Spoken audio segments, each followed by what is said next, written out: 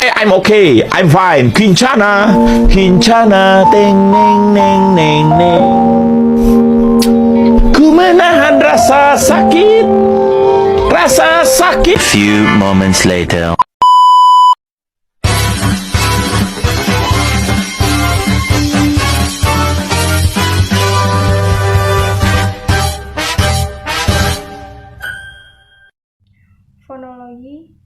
Fonologi sebagai subdisiplin linguistik menetapkan objek kajiannya pada bunyi bahasa.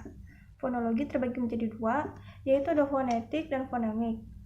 Selanjutnya fonetik. Fonetik sendiri terbagi menjadi tiga, yaitu ada artikulatoris, akustik, dan auditoris. Berikut adalah gambar artikulasi bunyi bahasa.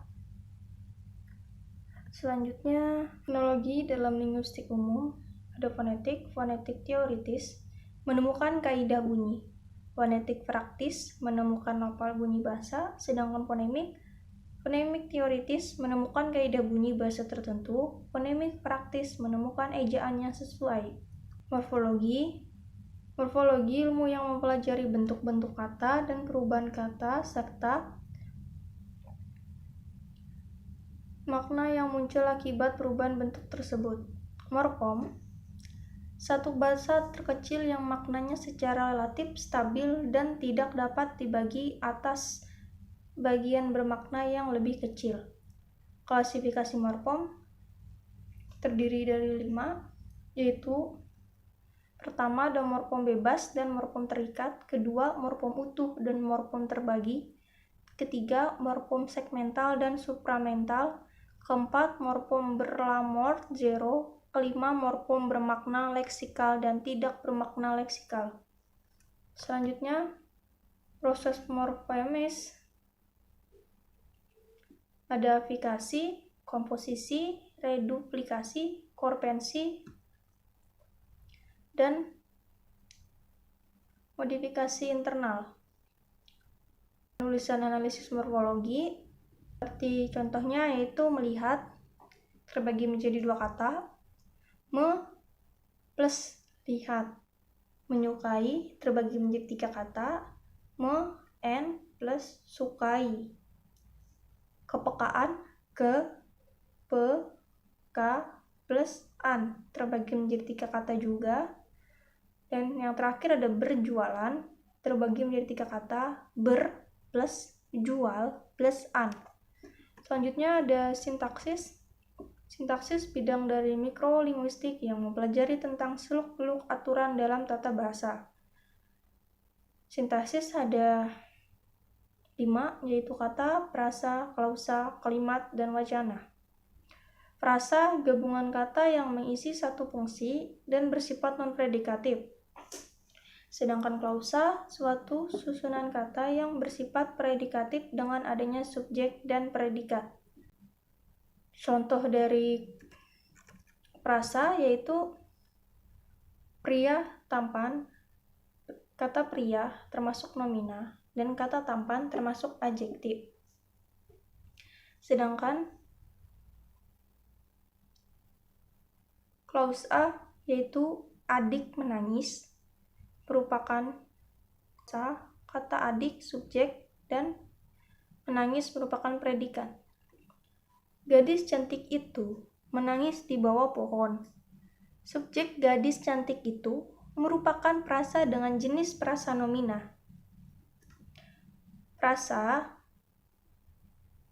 memiliki dua jenis, yaitu frasa edosentrik dan frasa ekosentrik. Frasa di bawah pohon merupakan jenis frasa ekosentrik karena tidak bisa saling menggantikan antara suku kata dengan yang lain. Selanjutnya ada klausa. Klausa susunan kata yang bersifat predikat dan memiliki fungsi subjek dan predikat. Klausa bisa berdiri sendiri sebagai kalimat, klausa inti, dan kalimat tergantung dengan kalimat lain, klausa bawahan. Kohensi, analitik, wacana linguistik, keadaan unsur-unsur bahasa yang paling merujuk dan berkaitan secara sistematis. Menurut Halliday dan Hasan, kohensi terbagi menjadi dua, yaitu gramatikal dan leksikal.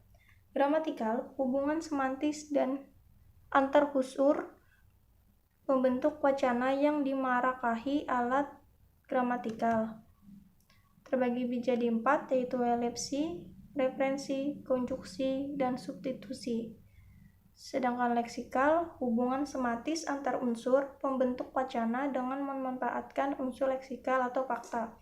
Terbagi menjadi 5, sinonimi, antonimi, hiponimi, repetisi, kolokasi, ekuivalensi. Selanjutnya ada koherensi gramatikal. Elipsi, pelepasan kata atau satu satuan lingual yang telah disebutkan sebelumnya. Substitusi, hasil penggantian unsur bahasa oleh unsur bahasa lain. Referensi, penggunaan kata untuk menunjuk kata atau satuan gramatikal yang lain. Konjungsi, satuan kebahasaan yang berfungsi sebagai penyambung, perangkat, atau penghubung. Koherensi leksikal, sinonimi, ungkapan yang maknanya kurang lebih satu, contohnya yaitu rajin sama dengan giat. Sedangkan antonimi, satuan lingual yang maknanya berlawanan, contohnya rajin lawan malas.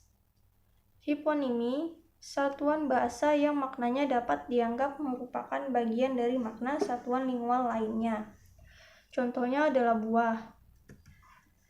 Koherensi leksikal, repetensi, pengulangan satuan lingual yang dianggap penting untuk memberikan tekanan dalam sebuah konteks yang sesuai. Contohnya harus kerja, dan kerja. Maksudnya harus kerja, dan kerja. Sedangkan kolokasi, asosiasi tentukan dalam menggunakan pilihan kata yang cenderung digunakan secara berdampingan. Contohnya, dokter hewan bukan dokter binatang. Selanjutnya ada ekuivalensi, kesepadaan antara satuan lingual tertentu dengan satuan lingual yang lain dalam sebuah paradigma. Contohnya, belajar mengajar, pelajaran, pengajaran. Selanjutnya ada, apa itu koherensi? Keterkaitan antara bagian kalimat yang satu dengan yang lain sehingga memiliki kesatuan makna yang utuh. Di samping piranti koherensi, masih banyak faktor lain yang memungkinkan terciptanya koherensi itu. Antara lain latar belakang pemakaian bahasa, antara bidang permasalahan, subjek matter, pengetahuan atas latar budaya dan sosial, kemampuan membaca, tentang hal-hal yang tersirat, dan lain-lain. Selanjutnya, contoh paragraf yang mengandung koherensi. Buah apel adalah salah satu buah yang sangat tidak diragukan kelezatannya. B. Menurut beberapa penelitian, di balik kelezatan dari rasa buah apel, ternyata juga mengandung banyak zat-zat yang bermanfaat bagi kesehatan tubuh kita. C. Untuk itu, sangat penting untuk mengonsumsi buah apel. D. Buah apel memiliki kandungan vitamin, mineral, dan unsur lain seperti serat, fitokimian, boron, tanin, asam tartar, dan lain sebagainya. E. Dengan kandungan zat-zat tersebut, buah apel memiliki manfaat yang dapat mencegah dan mengulangi berbagai penyakit. F. Berikut ini adalah beberapa manfaat buah apel bagi kesehatan yang berhasil dihimpau dari berbagai sumber, yaitu buah apel dapat mencegah penyakit asma dan mengurangi berat badan, melindungi tulang, menurunkan kadar kolesterol, mencegah kanker hati, kanker paru-paru, kanker payudara, kanker usus, mengontrol diabetes, membersihkan dan menyegarkan mulut. Selanjutnya, semantik merupakan bidang linguistik yang mempelajari makna bahasa. Bahasa, sistem pragmatik pemakaian. Sistem terbagi menjadi dua, ada fonologi dan leksikon, terus terbagi lagi menjadi gramatik. Sedangkan pragmatik yaitu semantik dan pemakaian yaitu terbagi menjadi dua, tulisan dan lisan. Aspek makna, feeling, sikap penutur terhadap teman atau pokok pembicara, misalnya sedih, gembira, dan marah. Tone mempengaruhi bagaimana kata mempengaruhi makna, misalnya diam, duduk. Sense, landasan penuturan untuk menyampaikan hal kepada pendengar dengan mengharapkan reaksi tertentu. Intention berkaitan dengan maksud penutur serta penafsiran dari penutur, aspek mana, termasuk dalam. Berikutnya ada unsur semantik, yaitu tanda, makna, dan acuan.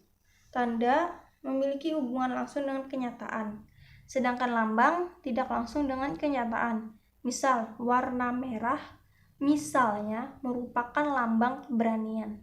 Sedangkan makna merupakan hubungan antara lambang dan acuan. Acuan, suatu yang ditunjuk atau diacu berupa tanda dalam kenyataan atau suatu yang dilambangkan dan dimaknai. Contohnya, ini ada gambar kuda. Kuda yang di tengah itu bisa dibilang sebagai makna, tanda, bunyi, atau acuan. Selanjutnya ada makna atau konsep. Ini hanya ada seperti segitiga, sama saja sebenarnya, cuman dia berbentuk segitiga, tidak ada bunyi, cuman ada tanda, lambang, simbol, acuan, dan makna. Selanjutnya ada pragmatik.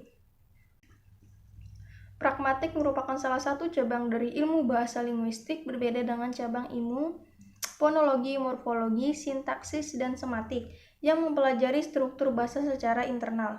Pragmatik mempelajari struktur bahasa secara eksternal, yaitu bagaimana suatu kebahasaan itu digunakan dalam komunikasi. Dengan kata lain, pragmatik memberikan penjelasan eksplisit mengenai cara bagaimana dapat mengimplikasikan sesuatu.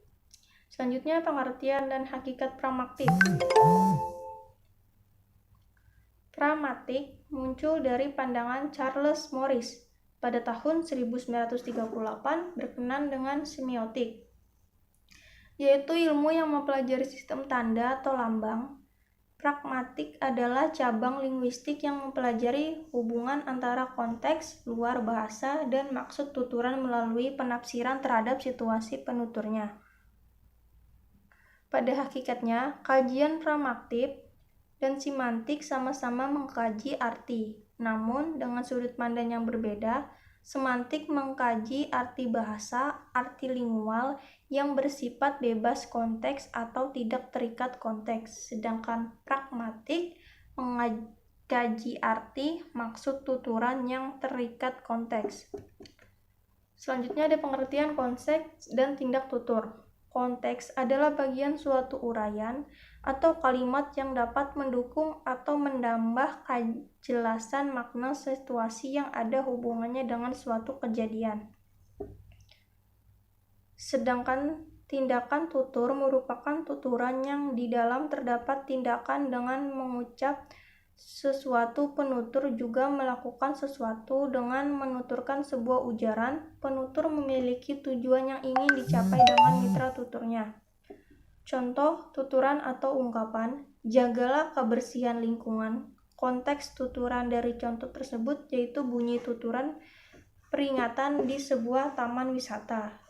Ditulis oleh pegawai taman untuk orang-orang yang berkunjung di taman, karena sebelumnya banyak pengunjung yang kurang bertanggung jawab buang sampah sembarangan. Selanjutnya, lingkup pragmatik. Deiksi adalah hubungan antara kata yang digunakan di dalam tindak tutur dengan referen kata yang tidak tetap atau dapat berubah dan berpindah. Deiksi adalah teknis untuk satu hal mendasar yang kita lakukan dengan tuturan. Deiksi berarti penunjukan melalui bahasa. Diksi terbagi menjadi 5. Yang pertama ada diksi persona.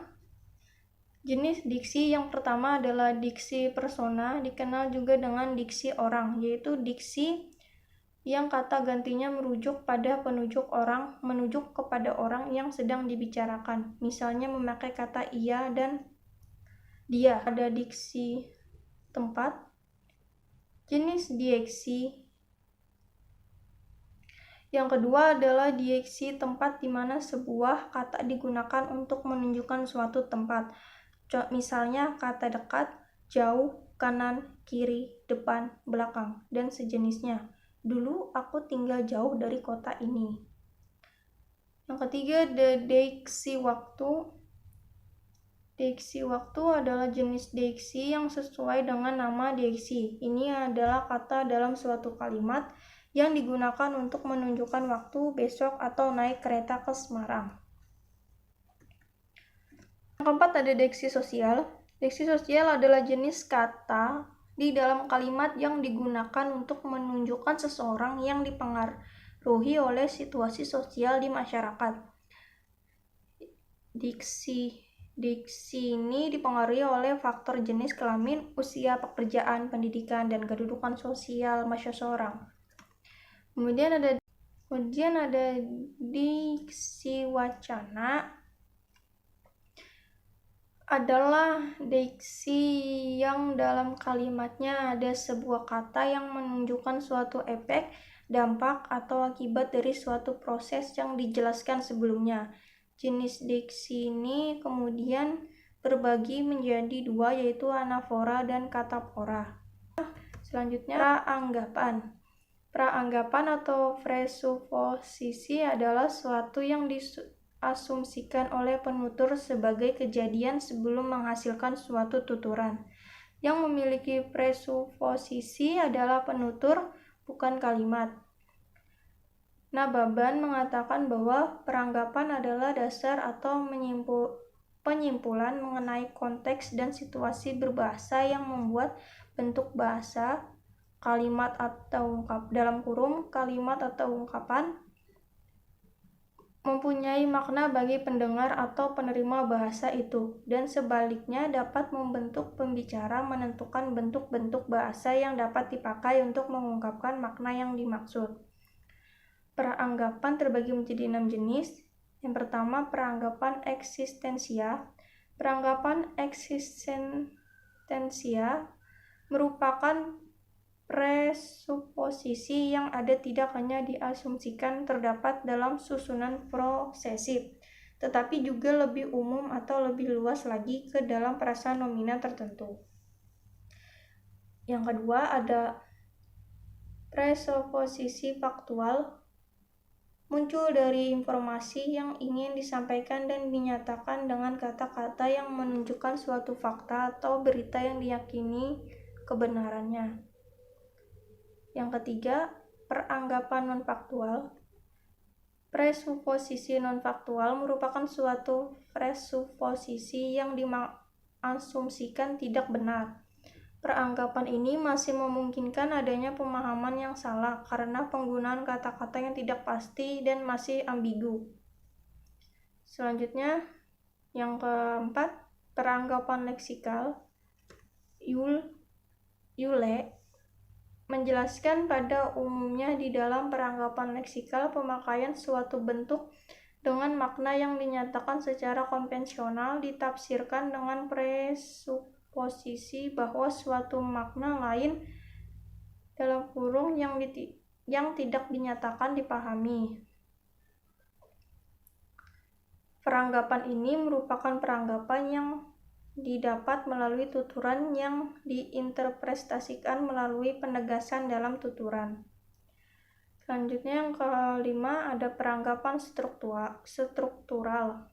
Peranggapan struktural merupakan struktur kalimat-kalimat tertentu yang telah dianalisis sebagai presuposisi secara tetap dan konvensional bahwa bagian struktur itu sudah diasumsikan sebenarnya. Peranggapan struktural merupakan peranggapan yang dinyatakan melalui tuturan yang strukturnya jelas dan langsung dipahami tanpa melihat kata-kata yang digunakan. Dan yang terakhir ada peranggapan kontrafaktual. Peranggapan kontrafaktual adalah peranggapan yang menghasilkan pemahaman yang berkebalikan dari pernyataan atau kontradiktif. Selanjutnya ada implikatur. Implikatur merupakan implikasi dari tuturan yang tertutur yang berupa simpulan logis dari suatu tuturan Implikatur dipahami secara bersama-sama antara penutur dan mitra tutur dalam konteks tertentu supaya tujuan tutur dapat terlaksana. Ada 2 jenis implikatur dalam pragmatik. Implikatur pertama disebut implikatur percakapan. Implikatur kedua disebut implikatur konvensional. Selanjutnya ada implikatur percakapan dibagi menjadi 3. Yang pertama, implikatur percakapan umum. Implikatur percakapan umum adalah implikatur dalam dialog yang dapat tanpa melihat konteks percakapan. Yang kedua, implikatur percakapan khusus. Implikatur percakapan khusus merupakan implikatur dalam dialog yang baru bisa dipahami setelah mengetahui konteks percakapan tersebut. Dan yang ketiga, implikatur percakapan konvensional. Implikatur konvensional adalah implikatur yang dapat dipahami dari makna satuan gramatikal, bukan dari percakapan sedikit teks isi. Selanjutnya, tindak tutur. Tindak tutur adalah bagian dari pragmatik. Tindak tutur merupakan pengujaran kalimat untuk menyatakan agar suatu maksud dari pembicara diketahui pendengar. Tindak tutur merupakan bagian dari peristiwa tutur, dan peristiwa tutur merupakan bagian dari situasi tutur. Tutur terbatas pada kegiatan atau aspek-aspek kegiatan yang secara langsung diatur oleh kaidah atau norma bagian penutur. Berikutnya ada jenis tindak tutur. Tindak tutur lokusi. Tindak tutur lokusi adalah tindak tutur untuk menyatakan suatu makna tutur yang disampaikan. Biasanya adalah sebuah fakta atau keadaan yang sebenarnya. Dalam tindak tutur lokusi, informasi yang disampaikan adalah yang sebenarnya. Tindak tutur ilokusi. Tindak tutur ilokusi merupakan tindak tutur yang mengandung makna tersembunyi atau makna lain yang dikehendaki oleh penutur terhadap mitra tutur. Dan yang ketiga, tindak tutur perlokusi. Tindak tutur perlokusi adalah tindak penumbuhan, pengaruh atau efek kepada mitra tutur. Tindak perlokusi mengandung daya untuk melakukan sesuatu tindakan dengan mengatakan sesuatu. Selanjutnya, pragmatik dalam kehidupan sehari-hari. Dalam kehidupan sehari-hari, penerapan pragmatik dapat kita temukan kapan saja dan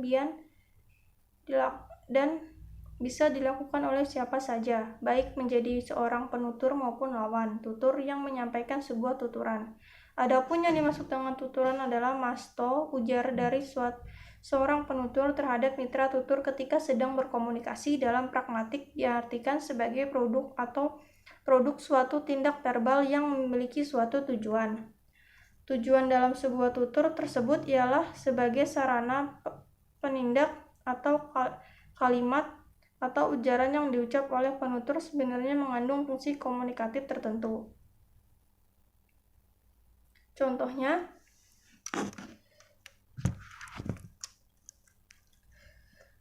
kita tidak boleh golput dalam pemilu. Contohnya, pengimplementasian pragmatik terdapat pada kata golput, yang merupakan singkatan dari golongan putih. Secara sematik artinya golongan yang berwarna putih, namun secara pragmatik artinya ialah golongan orang yang tidak memilih dalam pemilu.